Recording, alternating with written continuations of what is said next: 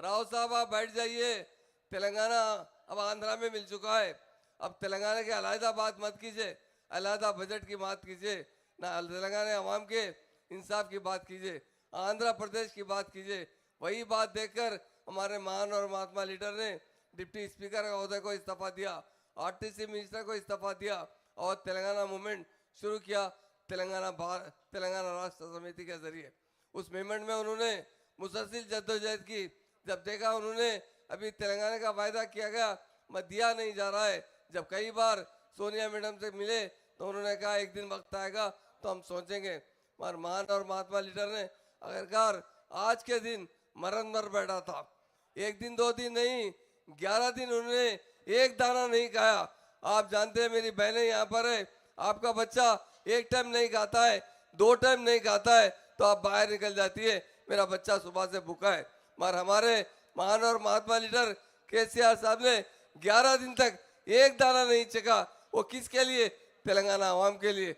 जब उनकी तबीयत 2010 में खराब हो चुकी, 10 दिन के बाद जब उनकी तबीयत खराब हुई, वहाँ पर हमारे प्रोफेसर जयशंकर साहब और बहुत से कायदीन और उनकी फैमिली ने जाकर केसीआर साहब से गुजारिश की, साहब डॉक्टर कह रहे हैं आपकी सेहत बिगड़ रही है, आपको ब्रेन हेमरेज हो सकता है, पैरालिसिस हो सकता है, कुछ भी हो सकता है, आप जिंदा रहेंगे तो फिर हम तेलंगाना मूवमेंट शुरू करेंगे।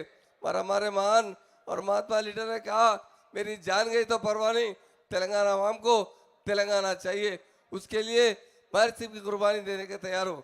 आखिर 11 दिन जब गुजरे उसके बाद चिदम्बरम साहब ने जब ऐलान किया Telangana process will be start, तो जब हमारे महान और महात्मा लीडर ने अपना व्रत तोड़ा। मेरे भाइयों मेरे बहनों, मैं सबको एक बात बताना चाहता हूँ, हिंदुस्तान में बहुत से लीडर है। अगर लोगों ने कोई लीडर को देखा है महात्मा गांधी के बाद वो केसीआर साहब है। केसीआर साहब ने तेलंगाना आवाम के हक के लिए अपनी जान भी कुर्बान करने लगे तैयार थे। जब लोग कह रहे थे केसीआर साहब आप भरत तोड़ दिए, केसीआर साहब ने एक बात कहा, तेलंगाना वच्चुडू केसीआर सच्चुडू।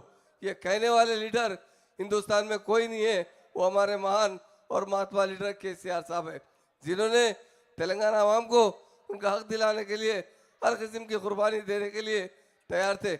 उन्हीं की बरत की वजह से, आपके एहतजाज की वजह से 1 साल 2 साल नहीं 14 साल तक एहतजाज करते रहे और आखिरकार तेलंगाना हासिल किया।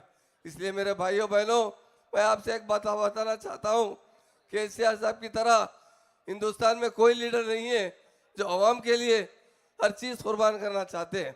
वो हमेशा तेलंगाना को इंसाफ दिलाने के लिए बहुत जद्दोजहद की है और उनकी जद्दोजहद देखी जाए तो यकीनन हमारे आँख में आंसू आ जाएंगे। उन्होंने हमेशा यही कहा कि मेरी तेलंगाना की आवाम खुशहाल रहे, तेलंगाना के फार्मर खुशहाल रहे, इन्हें पानी मिले, इन्हें करंट मिले, इन्हें हर तरक्की में हर तरीके के मौके मिले। इसलिए मेरे भाइयों बहनों, आज का दिन हमारे लिए बहुत अहम दिन है। आज ही के दिन केसीआर साहब ने मरण दौर बैठा था। इसलिए मेरे भाइयों मेरे बहनों को मैं यही बात बताना चाहता हूँ, बहुत से लीडर आते हैं, बहुत से लीडर पैदा होते हैं, मगर दूसरों के लिए कुर्बानी देने वाला लीडर अगर कोई हिंदुस्तान में है तो हमारे महान और महात्मा लीडर केसीआर साहब है। मैं आज के प्रोग्राम में आने पर तमाम मेरे भाइयों बहनों का शुक्रिया अदा करता हूँ। आज तेलंगाना भवन में आपने एक प्रोग्राम जो केसीआर साहब के बारे में बनाया गया है, यकीनन केसीआर साहब की फैमिली हमेशा तेलंगाना आवाम के लिए, उसी तरह हमारे वर्किंग प्रेसिडेंट केटी रामाराव भी बड़ी जद्दोजहद करते आ रहे हैं, हमेशा तेलंगाना आवाम के हक के लिए आवाज़ उठाते हैं। आज के प्रोग्राम को मेरे भाई तलासानी श्रीनिवास यादव साहब ने जिस तरीके से तरतीब दिया है उनका भी मैं शुक्रिया अदा करता हूँ। मीडिया भाइयों का शुक्रिया अदा करता हूँ, तमाम भाइयों का शुक्रिया अदा करता हूँ जिन्होंने आज प्रोग्राम में हिस्सा लिया है। मुझे जो मौका दिया गया है उसका शुक्रिया अदा करता हूँ। जय तेलंगाना।